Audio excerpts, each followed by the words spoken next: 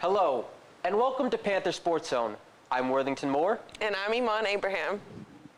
This past Wednesday, the Prairie View A&M men's baseball team took home games 1 and 2 of doubleheader action against the visiting Jarvis Christian Bulldogs. Our own Caleb Carter has more on that story. Caleb?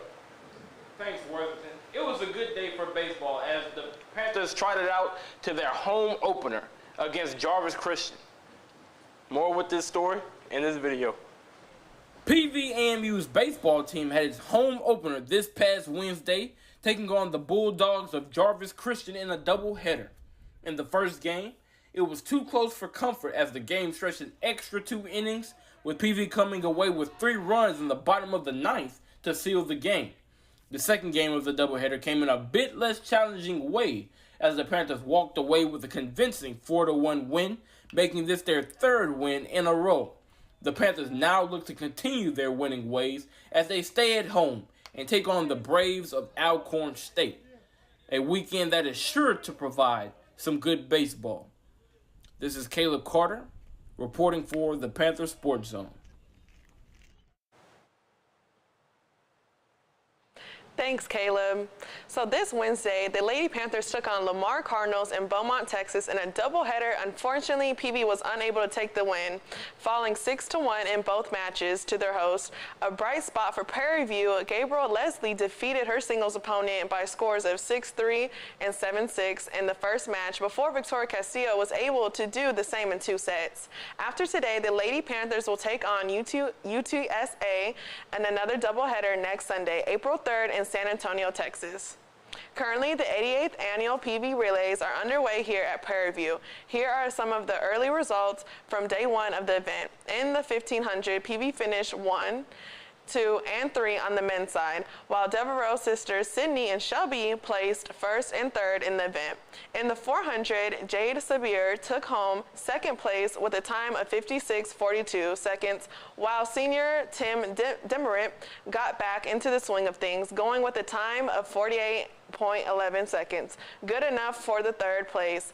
The nation's #1 triple jumper placed 1st in the long jump event, and Relon Jones took 3rd in the discus for the men's side in field events. The Lady Panthers were 1-3 in the pole vault event, with Masigai leading the charge with a vault of 3.35 meters. The Panthers take on day 2 of the PV Relays tomorrow, Saturday, March 26th.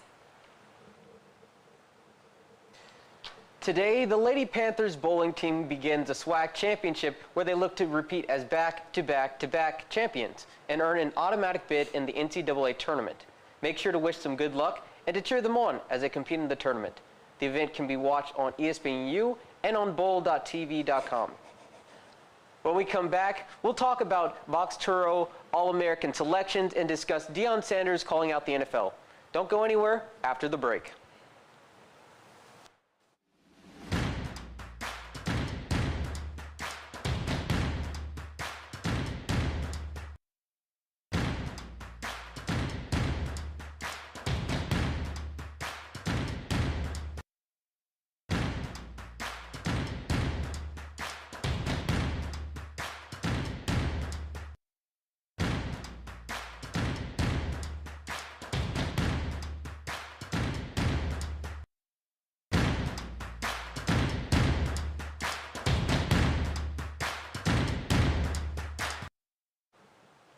Welcome back to Sports Zone. Starting with baseball honors, this week the Southwestern Athletic Conference has tapped Alabama State's Hunter May and Osvaldo Mendez for SWAC baseball weekly hours for their outstanding performances during this past week of play. May finished the week leading into the Hornets, hitting a .636 in a 3-game sweep of Florida A&M in conference play. He went 7 for 11 at the plate and drove in 10 runs in 3-game series. May finished with 3 doubles and a pair of home runs on the weekend while slugging a 1.455 and recording on in a base percentage of .692 against the Rattlers. Mendez came on in relief in Saturday's game and went 5.2 scoreless innings for the Hornets in the win. He did not allow a base runner in picking up the win out of the bullpen and struck out 8 batters in the process. Now on to some Box Turo All-American selections. This weekend, BoxTuro.com announced its 2021-2022 All-American selections for Division I men's college basketball. 7 players from the SWAC were named to first and second teams, as Landon Bussey of Alcorn State shared Coach of the Year honors. FAMU's MJ Randolph, Jackson State Javius McInnes, and Alabama A&M's Jalen Johnson were named to the first team, while BCU's Joe French, Alcorn State's Justin Thomas, UAPB's Sean Williams, and our own Jawan Daniels were named to the second team. Also named the SWAC Player of the Year, Randolph impacted the Florida A&M Rattlers in all aspects of the game this past season, as he led the SWAC in points per game with 18.8, while ranking 3rd in field goal percentage, 4th in assists per game, 4th in steals per game, 2nd in defensive rebounds per game, and 4th in rebounds per game. Randolph scored 30-plus points 3 times and 20-plus points 14 times, while earning SWAC weekly honors 5 times this season. Head coach for the Alcorn State Braves, Landon Bussey, led his team to a 14-4 overall record in league play this past season, guiding them to a SWAC regular season title and a berth in the NIT tournament.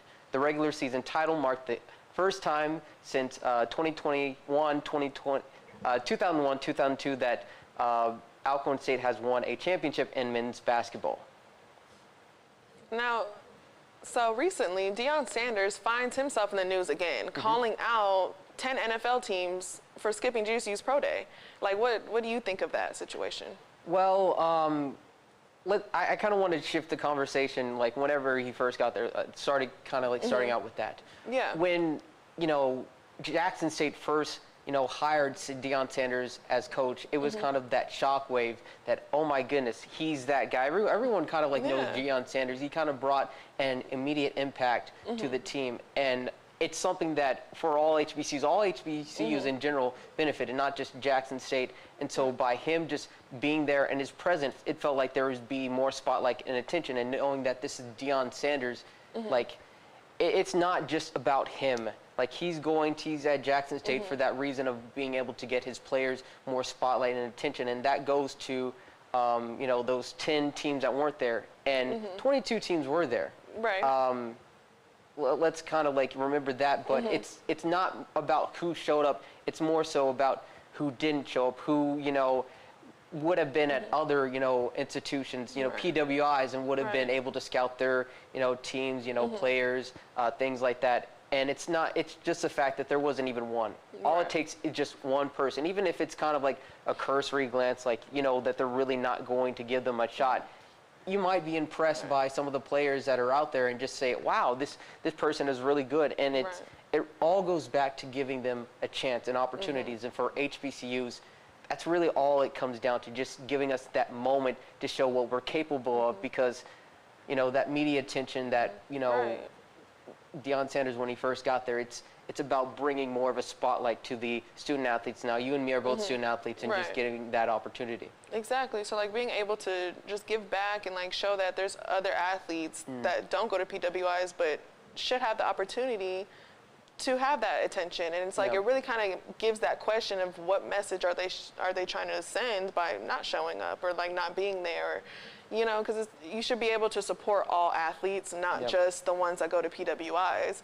It's about being able to show that there are great athletes that come to HBCUs. They come to HBCUs for the experience, to be able to be around the culture, be around the HBCU experience, literally. And not only is it unfair, I feel like, to athletes that come here to get that HBCU experience, but also play the sport that they love, they should still be getting the same attention as PWIs as well. Yeah, and one of the teams, it's a team that I root for, a team that I consider to be the hometown team, Houston Texans. They're one of the teams that weren't there. Right. And one of the things that I find interesting connection there is that I remember a few years ago I was talking to a teammate about how there hadn't been any HBCU players been selected in the first round, and then the Houston Texans, I believe it was either in 2019 or 2020, or just sometime within the past few years, they selected a player, offensive tackle from Alabama State, one of the schools within the SWAC.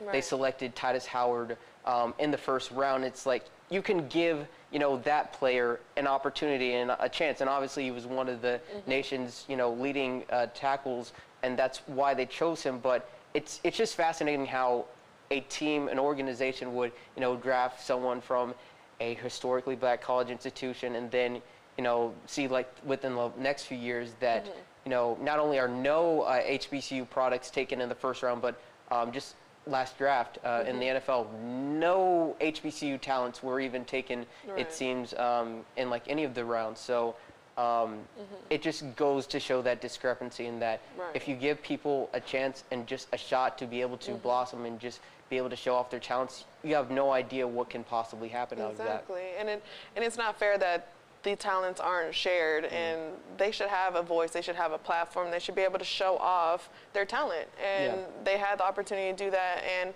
it just sucks that there was no support, or as much support as expected there to have been, because why not support athletes? Because the only difference is the school that they decided to attend. At the end of the day, they're all athletes. They all had, I'm sure, choices. But just because of the institution or the college that they picked, the program that they decided to go to, they don't get the same exposure as somebody else. It's not fair, and I agree with that, with what you have to say. Yeah, and just one last thing I want to say before we go to break is that whole point on exposure, which is one of the things that brings in more profits and resources. It's a cycle. The more attention that you have on your program, the more, top talents that you're able to bring in, and the more that can help your program bring in more resources, so on and so on. It's a cycle that helps itself, and I'm glad that, we have people out there like Deion Sanders just to be able to, put on that pressure, because no one's going to give you anything by saying nothing. So you have to be that voice for yourself and call out these teams, say, hey, there could at least been one person. And I remember what he said in that video, where art thou? Now, I'm not going to get, too flowery with my languages, but these teams, these, professional teams, they definitely need to be there, not just for football, not just for the NFL, but just in any professional sports at all. So whether that's baseball, whether that's basketball, maybe even soccer. Golf. Whether that be golf, just to be able to give us that spotlight, that attention, to be able to showcase our products and our talents and everything like that. But I agree, especially with media being such a big thing nowadays. Everything is popular on social media, so being able to go out there and post, you can find athletes anywhere just by looking at their social media accounts. So, but yeah, that's great, and thank you guys. We'll be right back. We're gonna go to commercial.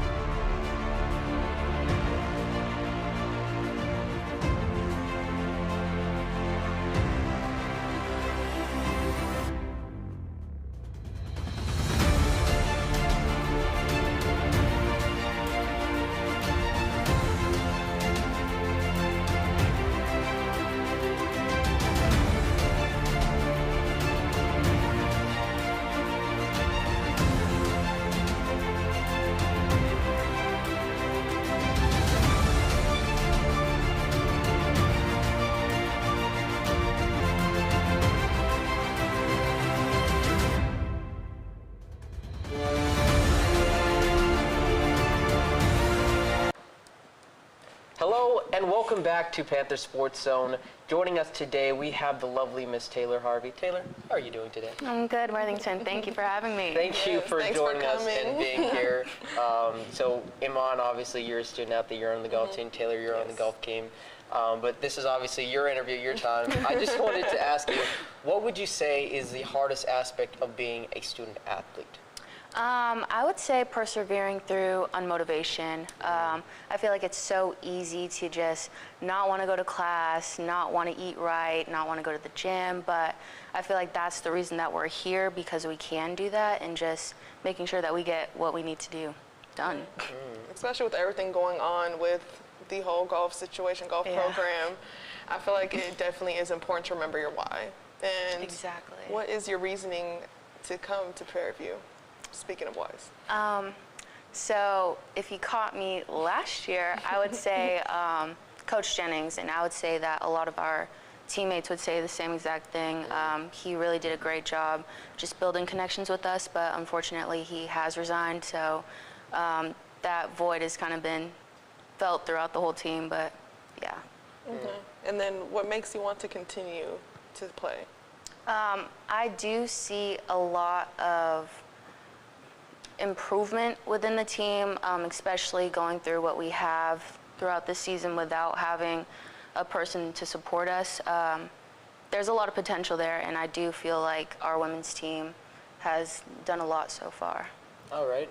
So I, as a person, I don't really know a lot necessarily about golf. My grandfather golfed, but that's where it kind of ends. I know the overs, the unders.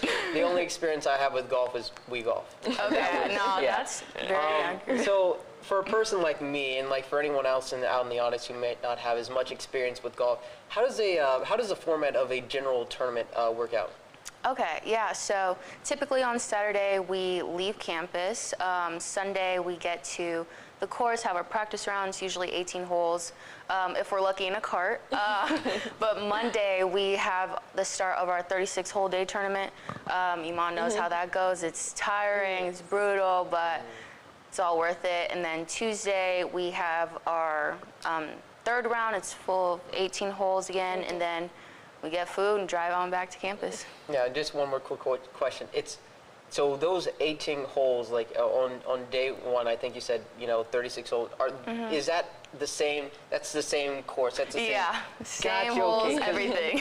Got you. It wouldn't make much sense to just like, oh, let's play at one, play at one golf course and let's go to another one. No, okay. Exactly. Yeah, no, there's not enough time for that. We go sun up, sun down. Exactly. And play 18, then just go wrap around, do it again. Nice.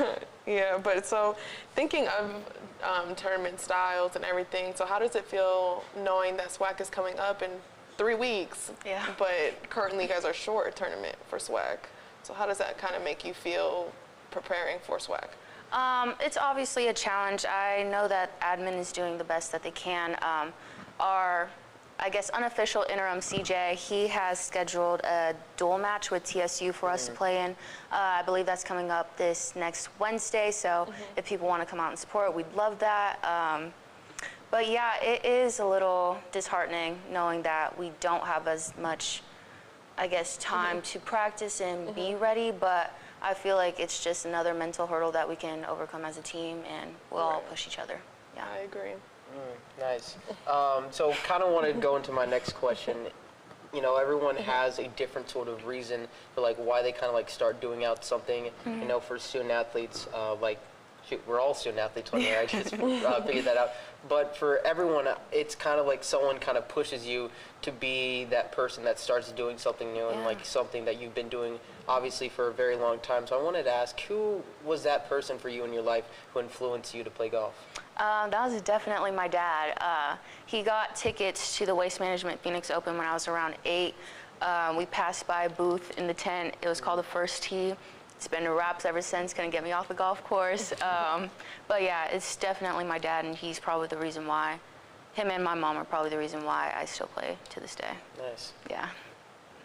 And coming to PV, so, playing golf at First Tee and then what made you want to come play at the collegiate level? I feel like it's always just been a goal of mine since I was a young girl. So the fact that I'm here, being able to call myself a D1 collegiate athlete, it really makes me happy. I accomplished one of the goals that I've had since I was a kid. So yeah, it's amazing. And to be able to do this here, the teammates that I have, I feel like we can get the job done with SWAC this year. Yeah, and then do you see yourself going past being a collegiate golfer, maybe going pro after college? So I personally like to write. I do love golf as well, but I feel like if I can intertwine those two together, if my game takes me to LPGA, I'd be more than happy to do it. Yeah, and kind of like speaking on LPGA, do you kind of like find anyone out there that you kind of like look up to or kind of like find as a major influence or someone that you kind of, not to say model your game after, like how do you model your game after 4, how do you like, but is there anyone that you kind of like follow and like just see how they do things around? Yeah, I would say probably Nelly Corda. She was the Olympian this past Olympics. And then Lydia Ko. I definitely loved watching her play whenever they'd come out to Phoenix. Yeah, they're great golfers, great people to look up to, and they do inspire me to continue persevering through tough times. Yeah. And then when you're getting ready for a tournament, is there any mental prep or physical prep that you like to do to get ready?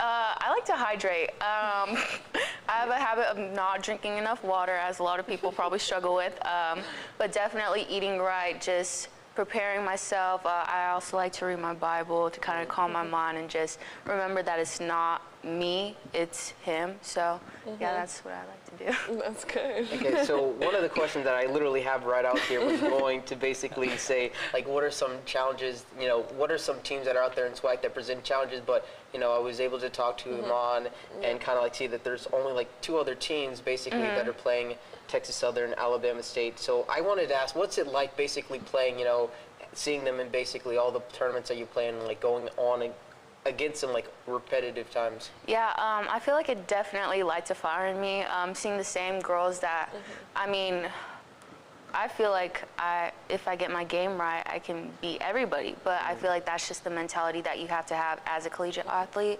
But I want to beat them.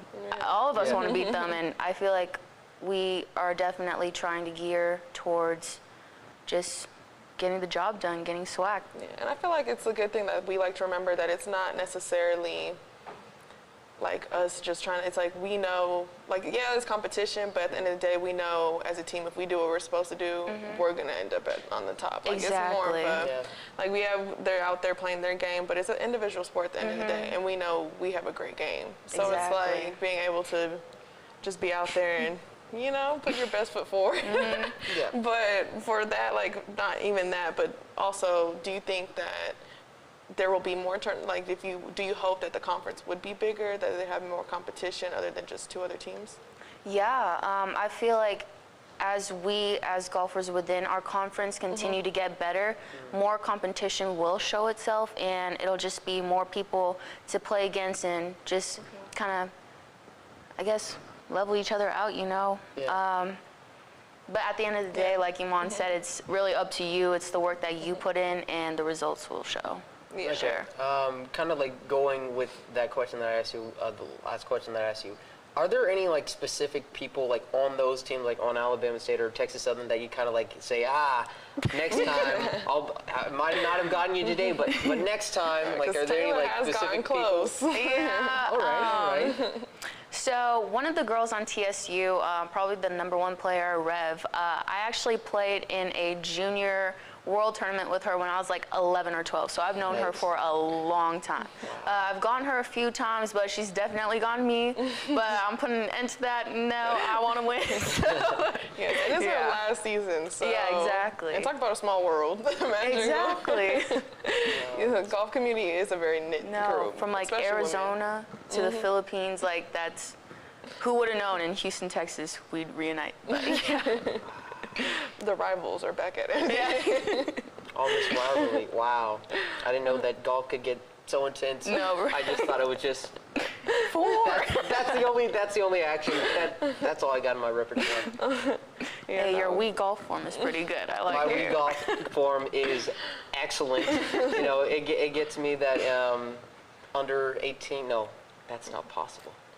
I mean, but anyways, under par is the goal. yeah, under par. Okay, so that's okay. Yes. That's a lingo. Yeah, so 72 or lower is the goal. But also, you also are excited for, you know, you have 3 years left because of, you know, you got a year off and you also have extra year because of COVID. Yeah. So you actually do have quite a bit more time to play, considering you only played 1 year last year. Yeah. So for this new coach coming in, is there anything that you're looking forward to or anything that you like from Coach Jennings that you hope to see in the new coach?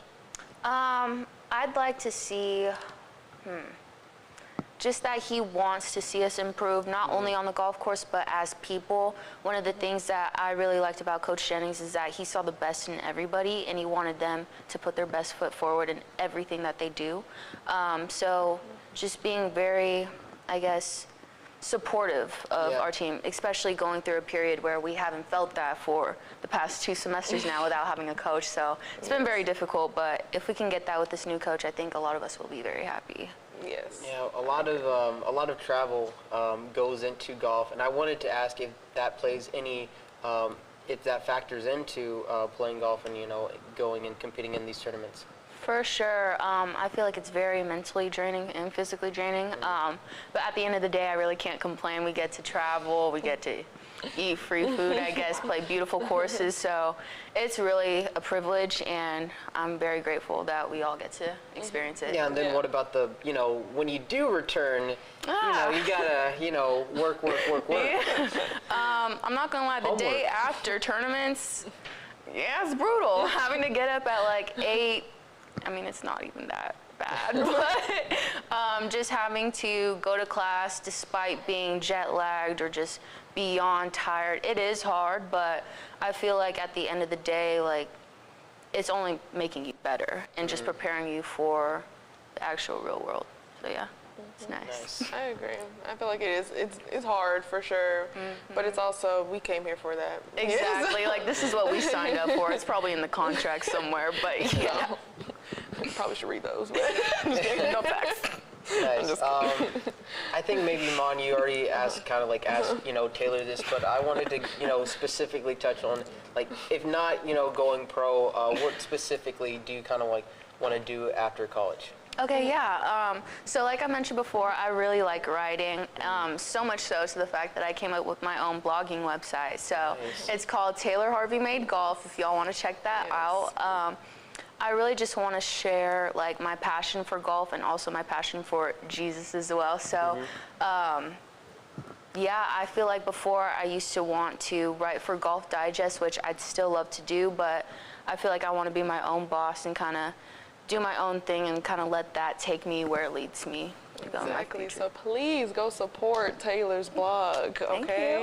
We support our own Panthers around here. Exactly. We really do have to support our own Panthers. And just this last question for me, I don't know, Iman, if you might have another question. You're good. But last question for me that I wanted to ask is, we've had a lot of we've had student athletes on here before. I just wanted to ask, what kind of makes golf different from other, student athletes and what they might have to go through? Okay, yeah. So as y'all may or may not know, golf does not have a facility on campus. So we do have to travel, spend money out of our own pockets just to get better, to bring home trophies for this school.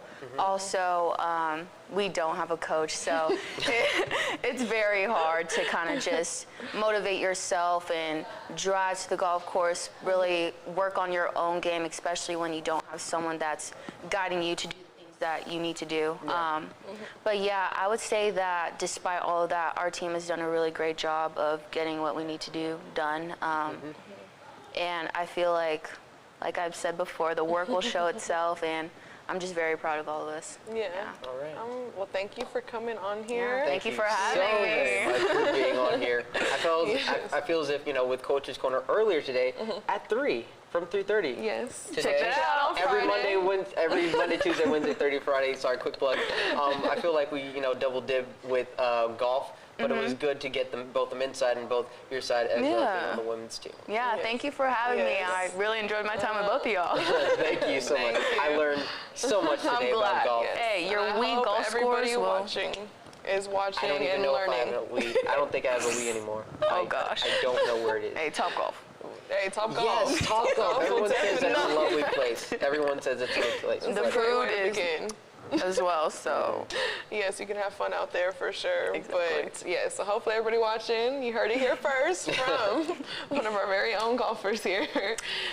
And thank you for watching, and please tune in Monday, Wednesday, Friday, 5:30 every Monday, Wednesday, Friday. So thank you for coming, and this is Panther Spawn. I'm Iman Abraham. I'm Worthington Moore.